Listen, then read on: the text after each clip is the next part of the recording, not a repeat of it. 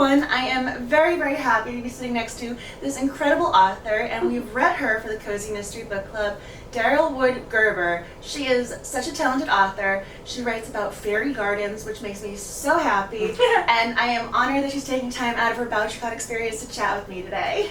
Thank you for having me.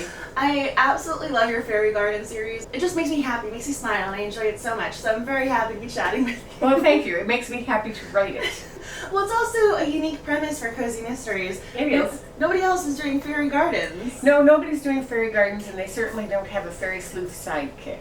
Mm-hmm. So, for anybody that doesn't know what that is, Fiona is a fairy, and she's a sleuth fairy, meaning she's a righteous fairy, and she has to help humans solve problems. Not crimes necessarily, but problems. Every so often I'll get like a little Tinkerbell reference, and it brings me back to my childhood and everything else, and it just makes me kind of have that, oh, okay, I'm happy now, I'm smiling. And you had to create your own magical, mystical world. Mm-hmm. So how did you go about creating your fairies? They're real. Oh my gosh, they're real. You didn't know? Okay. Yes. All right. So I created my world. You know what? I didn't know I would do it to say that. I know. I was Oh my God, she really believes in fairies. No, I had that moment like they're real to her as like the writer, like this is the world, it exists. It is. It is. It's funny because I write about Carmel, and if you haven't been to Carmel by the Sea, it is a magical, mystical kind of town. It's a real town, but it's darling and charming, and it's a village, and there are gardens everywhere, and it's exactly the kind of place that a fairy would, say this should be my realm. So, it was an interesting thing. I fell in love with fairy gardens first, and that was because I went to a Renaissance fair.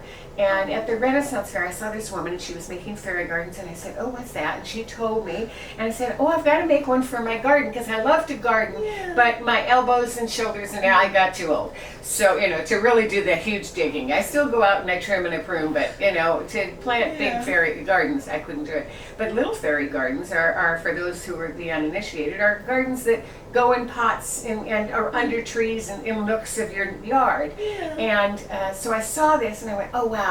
And so I went online to look for fairy gardens, and there was a shop that's down in Orange, California, so not far from, about an hour from here and an hour from Los Angeles, halfway between. So I drove down there to see what they had, and I walked in and I went, well, this would make a great cozy mystery. I mean, it was this garden shop that was outside, and it had fairy gardens made so I could see all the different things that they'd done, but inside, in the shop itself, were fairy figurines everywhere, walls and walls of figurines and boxes of them and wind chimes, and it was so magical that I had to be in there. So I went home and I started making my first fairy garden, and as I was making the first fairy garden, that's when I said, I've got to write this. So I wrote a few chapters, and I came up with an idea, and at first there was just going to be the one fairy, Fiona, and her aunt, who is her mentor and is a guardian fairy that lives at the library. But it just started taking on a life of its own. I love that you had the real life inspiration, and I think the follow-up question has to be, why would this inspiration inspire a cozy mystery? You could have written a young adult novel or women's fiction. Why is this perfect for cozies? It's because that's what I write. I mean, that has been where I started out as a suspense author, and I transferred into cozy mysteries. And so my cheese shop mysteries that I wrote as Avery Aames became very popular. I was going to ask you about that. Okay, so you can ask me in a second. And then I went from that into my cookbook, Nook mysteries, and from that it was like, well, something new, because they ended the cheese shop mysteries. I wanted another series. I wrote the French Bistro mysteries. That publisher ended it after 2 books, which broke my heart because I loved that series. And so then I came up with this idea, and it just seemed novel. Nobody was doing it. I love mysteries about ghosts and other kinds of paranormal, things. But a fairy was sort of at the, not quite paranormal, as more as magical. Yeah. And so I thought that was okay, and I gave it a shot. My agent wasn't real thrilled, but the editor we found was. Oh, really? Yeah. And because it's also published with a very big cozy publisher. Yes. Clearly you did something right. You captured their attention, and the book club loved it. Oh, thank you. I'm so glad. Yeah, I captured their attention because it was completely different, and it still fit a niche. It fit the gardening niche, And cozy readers, adult readers, like things that have crafts of sorts in them. Many of them do anyway, and fairy gardening is a craft. So going back, because you mentioned you started with suspense, but you've written so many cozy mysteries, and it's so impressive, your backlist of titles, because you also have the second pen name as well, so people might not even realize how prolific you are. But I have to ask, what drew you to cozy mysteries? Because you have suspense, which is a little darker, grittier, but then you started writing cozies. You have all of those check marks that I always notice as a cozy reader. I'm going, oh, she has her pun. Oh, we have this fun moment. Oh, I love this. So clearly you know the cozy mystery reader wants, desires, and you continually capture the cozy reader heart. So what drew you to cozy mysteries? Well, so, okay, honestly, I was in a group called the Guppies, which is the Sisters in Crime, Great Unpublished Swimming Upstream. And it's an online group, and when I was living in Charlotte, North Carolina, my Sisters in Crime group was very small and very diverse, and none of us really understood each other's writing. And so I was writing suspense, and I found some other gals online that were writing suspense, and we created a critique group. And she wasn't published, and she wasn't published, and I wasn't published, and I was like, okay, we kept critiquing our suspense. We loved our suspense.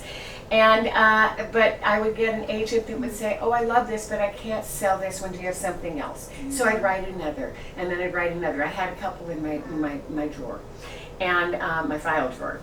And so my friend Krista Davis was the first one, if you don't know Krista, but I'm sure you do, crossed over into cozydom, and she said, Daryl, you should consider this too. And I met an agent who happened to be Krista's agent at a conference. And she really liked me, and she really liked my suspense, liked my voice, everything else, but I can't sell this one. And so I had it, and I didn't have an agent yet, so I had my suspense out to a number of agents, said to my husband, if this doesn't go, I'll go find something else. I was an actress before, I could go and teach, I got my teaching credential, maybe I could do that. And so but Krista said, try the cozy, send Jackie, which is the agent, a couple of chapters, see if she'll read them. So I came up with a couple of proposals, I wrote a couple chapters, I sent them off to Jackie, and she said, oh, I just love this, I love your writing, I can't sell this one. Oh my gosh, it was just like, it was breaking my heart. And I finally said, all right, that's it, I think I'm done. And I got a call from Jackie about a week later, and she said, do you think you could write about cheese? And I said, well, okay, yeah, I know about cheddar and mozzarella and, Monterey Jack. And she said, no, cheese, a cheese shop. I said, I'm a cook, I catered, I can do this. And I said, how many of us, are competing? Because this is called a work for hire. So work for hire was something unusual, I think, to Berkeley, which was Berkeley Prime Crime at the time, which is now Random House. And Penguin Random House. And so they sent me like a little, it's called a Bible. It's a couple pages of what kind of characters they wanted in it, what they basically wanted the first story to be, and where they wanted it set. And the publisher who had chosen this idea, and so it was an in-house idea, she lived in Ohio. So she wanted it set in Ohio. I was like, okay. Knew nothing about Ohio, but I was going to go find out, and I had friends that lived in Holmes County, and they said, oh no, it has to be Holmes County, it's Amish, that's where milk, beautiful, it's great, we have cheese here. It was like, okay, I just thought Wisconsin and California, but all right, everybody has cheese. So I did my research, and I wrote my 3 chapters and put them through, friends to read them and everything else, and then I sent them off to Jackie, and she said, now, Krista said, this could take Jackie 6 weeks. Don't, expect anything. And Jackie called me that night, and she said, oh, I love these chapters. I'm going to send them to the publisher now. It could take them 4 to 6 weeks before they get to them, and by Friday we had a 3-book contract. Oh, wow. So I had obviously captured the voice, captured the style that they wanted. I read enough cozy mysteries over my lifetime. I read across genre. I read cozies, I read thrillers, I love suspense. I don't read a lot of women's fiction, I must admit, and I don't read science fiction other than, a couple when I was a girl. I loved the Dragons of Pern and things like that. So, I read some romance, but not a lot. So anyway, it was just a morphing into a different style, but it's still, writing a mystery is the same as writing a thriller and suspense. You have to make people turn the page, but in a cozy, it's just a lighter voice, a lighter touch, more fun scenes, you know, more food. There's a lot more food on the page, and I was told when I was writing my suspense, do not let them sit down at a table and drink coffee. It kills the scene. Well, in a cozy, they get around the table, they eat, they cook, they bake, they do things together that are very homey and warm, and so it's okay. Oh, I like how something that another genre is going, this is a little bit of a no-no, is very much welcome for cozy readers. We're going, oh, and what type of coffee? And did you take any with sugar? Is there hazelnut blend in the mix? Exactly. All the coffee references. We want all the explanations. Exactly. Like, I found my people. Yeah.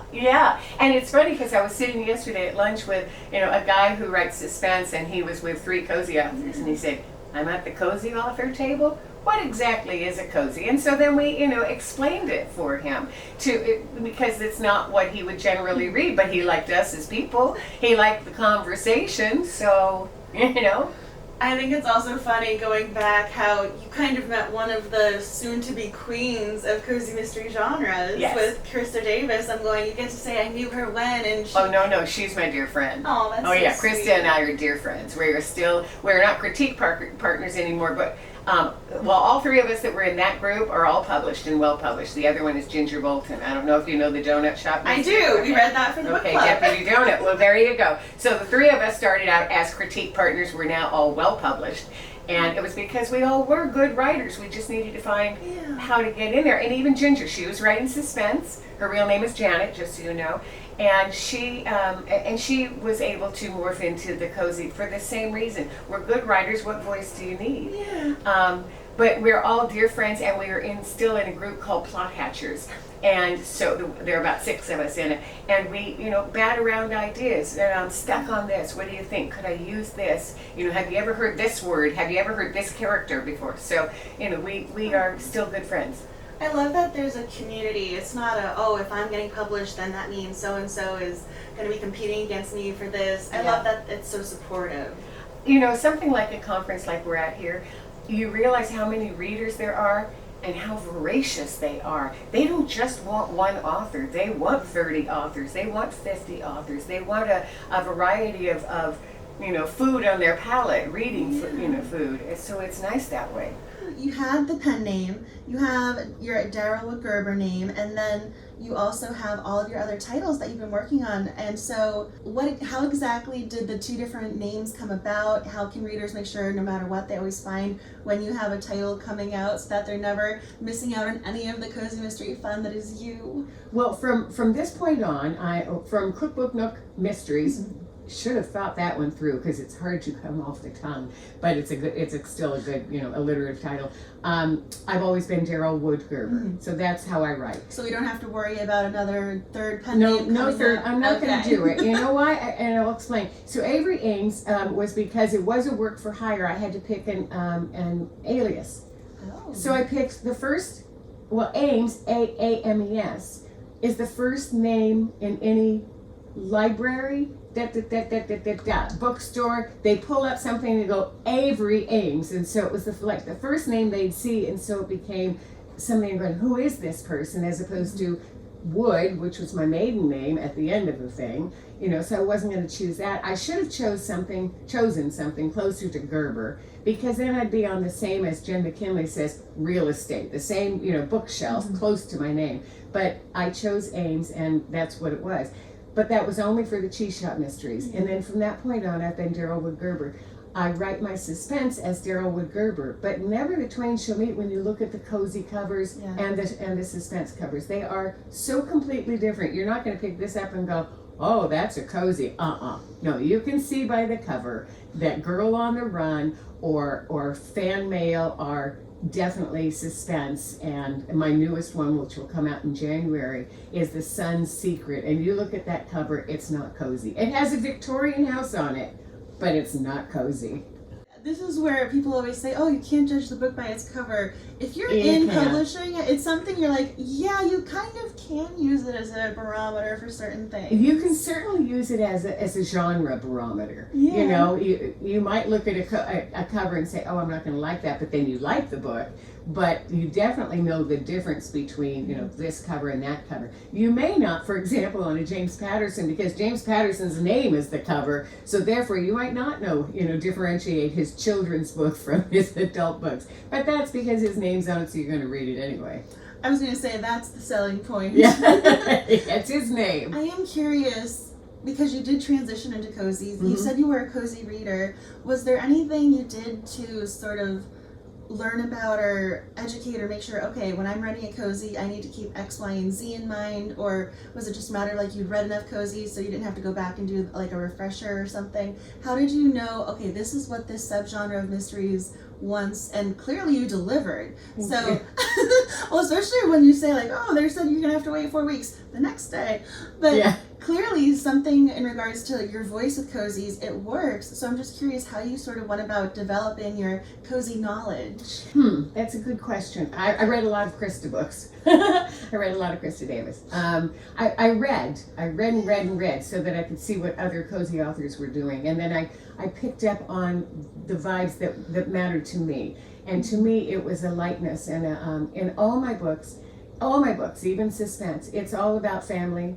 And the family network that you create, whether it's with your best friends and whether you have sisters or brothers, whether you have mothers or fathers, it's who you associate yourself with. And so my cozies were all about that. In the Cheese Shop Mysteries, because they'd given me that there was Charlotte and she had her grandparents, I was really able to explore that, you know, multi-generational relationship. She'd lost her parents. I came up with she'd lost her parents, but she had her grandparents that owned the cheese shop. And those kinds of things mattered to, you know, the development of her. But then I stretched out and it was like, well, who's her best friend?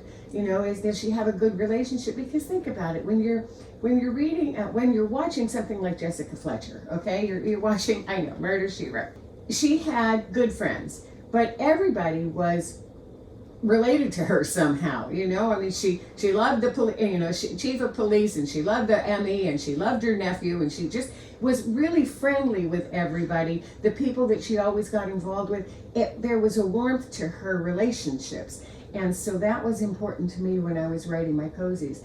And then I realized, so Krista said to me, describe things. I went, well, in a suspense, you know, let's get it zooming, don't describe so many things. And she said, no, people are reading cozies because they want to be in that room with that person, feeling their life, living their life. And I said, okay. So I slowed things down that way, but I always still want a page turner at the end if I can help, you know, if I can make that happen at the end. It's not a cliffhanger, but at a page turner. So that was my suspense, you know, style coming in there, is that everything had to move along, even in a cozy, even humor. And I was an actress, and dialogue mattered to me, and I use a lot of dialogue in my books.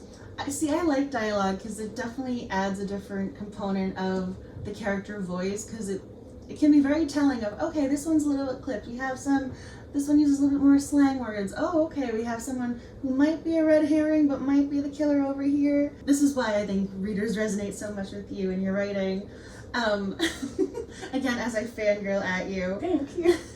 I'm just, because again, you have so many different titles to pull from, but I mean, it's utterly, I mean, it's so impressive because Thank you. I think going back when I was trying to figure out like how to ask this question, because when you mentioned the details, to me you come across as a total plotter because everything matters and the details, you know, they definitely come back for the end. You're going, okay, I need to remember this. Oh, that might be one of those details, or it might just be very well written. I'm not sure. Is this going to be part of the mystery or not? So how do you go about crafting your mystery? Because you sound as if you give it a lot of thought beforehand, or when you're sort of coming up with that original draft or premise, you're going, okay, now we're expanding the community, we're expanding the character background. How do you approach writing your cozy? Because you have a very thoughtful, meticulous way of explaining your characters and everything. So I'm thinking you definitely have a plot before you sit down. I'm a plotter.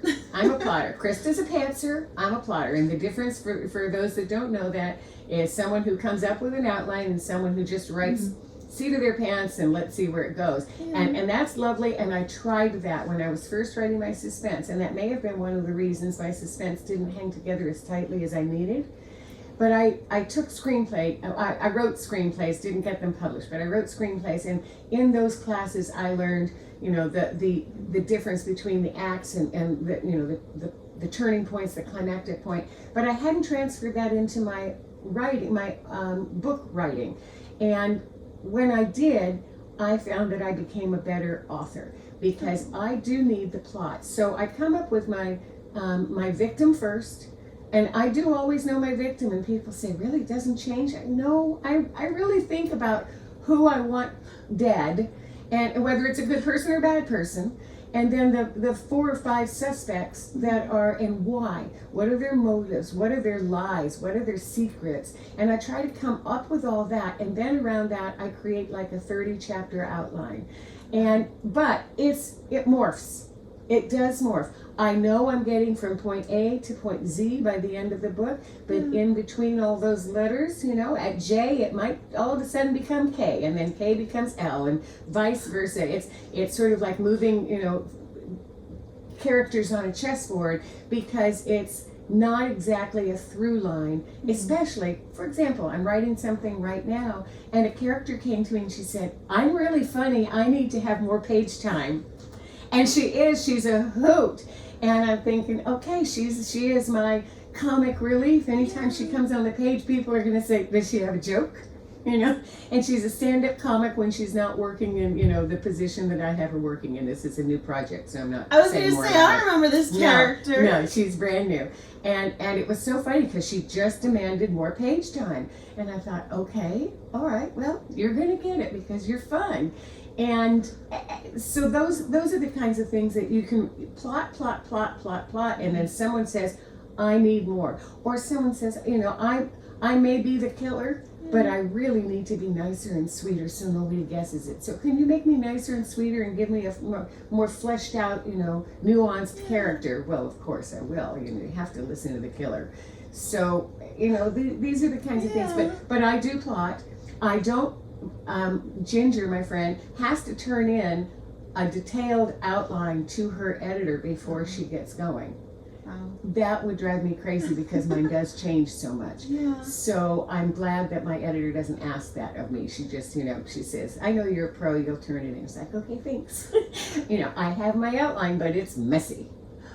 So again, I'm not sure if this is one of those questions that's too invasive or prying, but you both work with Kensington. Yes.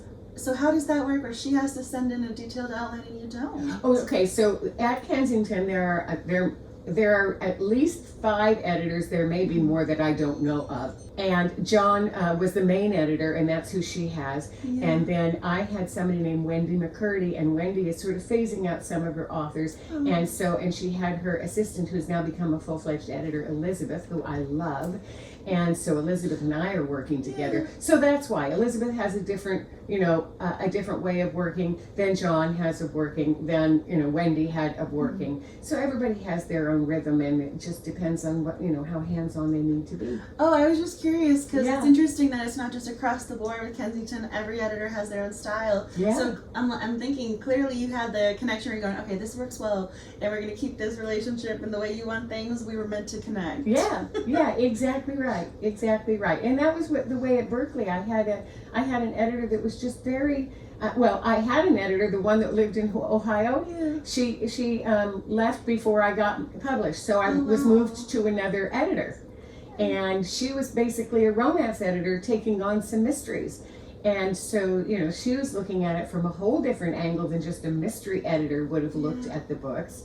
So it was fascinating to be passed to somebody. She and I became good friends. It was really nice. Yeah. I love hearing something like that. I also love my romances, so yeah. Okay, well, guess what? I have a romance coming out in November. You do? It's on my website. Okay. It's called Hope for the Holidays. It's a Christmas romance, and I am going to self-publish that because the romance market is hard to get to, but I am going to self-publish it because it's a passion project. Oh, I love that. So I have to pre-order this title. Yeah. I was like, and adding that to the to-do list. So one of my questions for you, because you are so prolific and you've written so many characters and books, if you have a favorite book or character that you've written. And it doesn't have to be cozy, although I am curious about your cozy characters. I mean, for me, I'm your little fairy because she just stole my heart. But. Yeah, I mean, I love Fiona. I absolutely love Fiona, and I love her relationship with Courtney. So that, that would be one of my favorite characters. But the truth is, I love all my characters. I love Aunt Vera in the Cookbook Nook Mysteries, and I'm going to love Meryl in the new mysteries. Her name is Meryl. I love Aspen Adams, who I write in my suspense. I wrote 3 for her, and she was just one of my favorite personal characters that I wrote. One of the first suspense that I ever wrote. That's a book that I had to tear apart and rewrite just to get it right, the next time. So, no, I'm sort of in love with all my characters, or I wouldn't write about them. They're all your children. Yeah, or I wouldn't write them. I get their research, and all of a sudden they feel like they're my friends. Someone says, how do you keep all your characters straight? Because I have written a lot of books, and I'm not a cookie cutter. I'm not just whipping these out just because you can. I really do put a lot of thought into each of my books, and they're like personal families to me. And so I keep them straight because, number one, I have my outlines and I have my cast of characters, because cozy mysteries, have you noticed, have an entire community in them.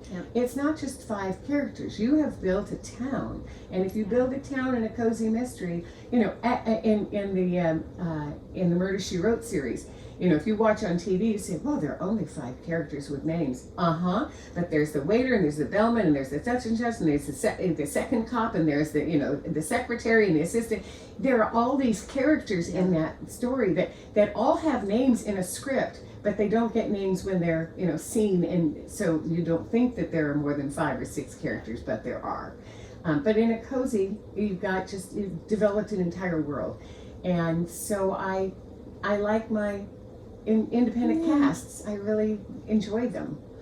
So my follow-up question has to be, how do you always consistently come up with unique characters in that way, instead of having a fallback of, oh, she's going to be 30-something years old, she's going to have red hair and glasses, or have like your favorite descriptive terminology or adjectives, because you always have to keep it fresh and different. You do. Yeah, so how do you come up with those different names and backgrounds, and oh, I'm going to have this really fun, funky, new age name, and oh, we're going to go classic and traditional over here. How do you come up with the variety of characters that you need for this community? So, I'll send you a file that I have, because I have a file with all the names I've used in all my cozies, alphabetically by first name. Okay, is this on your website? No, it's not on my website. Okay, that would be an amazing page to have. No, it's in my computer, and I update it constantly, because I don't like to repeat names, so that if you're going from this book to this book, you can say, oh, Michelle was over here, but there's no Michelle anywhere else, in my books.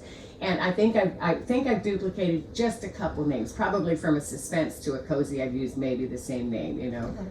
Is there something about you or your books readers might find surprising, whether it's something about your characters or process, or you as the writer that readers would like to know but might not have had the chance to learn yet?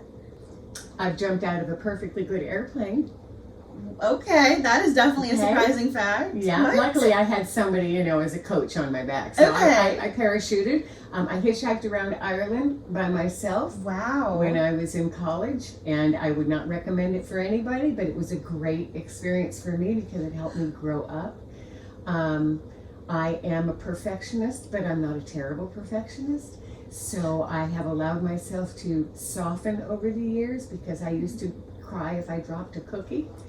So I don't know, what kind of things are you hoping to learn? Oh no, if there was an Easter egg sort of thing with the books, if there was a character you're going, oh, I met this person, and I mean, though I think jumping out of the plane is mind-blowing. I'm going, she is a risk taker. I was going, maybe some of the things in the books will come up, or, oh, this person is going to jump out of this plane. Now I'm curious about that. Well, that'll go in my suspense. You don't typically have an airplane thing in a cozy. Well, we just ate in Cozy Mystery, so we can't go on the planes. We can't do that. We have to go have our coffee and cookies. We're not going to be going out. We're going to the restaurants instead. That's very funny. No, I don't put in a lot of Easter eggs. There was in the Cozy Mysteries, the Cookbook Nook Mysteries, I put in a reference to the cheese shop mysteries, because she was emailing a cheesemonger in Ohio. So that was sort of a nice little Easter egg. But I haven't done it a lot. In a new series that I'm writing, there will be some more characters that flow in and out of that series. I'm So excited. yeah, it's all evolving, and it's just a lot of fun, and it keeps me sane and as young mentally as I can possibly be. Oh, I'm so happy I got the chance to chat with you. You're so fascinating, and I love your books. So I'm so honored to have the chance here at VoucherCon to speak with you. So thank you for taking time out of your morning to chat with me. Thank you for taking time with me. I really appreciate it, and I would join any book club by Zoom or whatever if you're going to do that. appreciate So that. let me know. And if you have not already read her books, please add them to the TBR. You will not regret it. Thank you, everyone.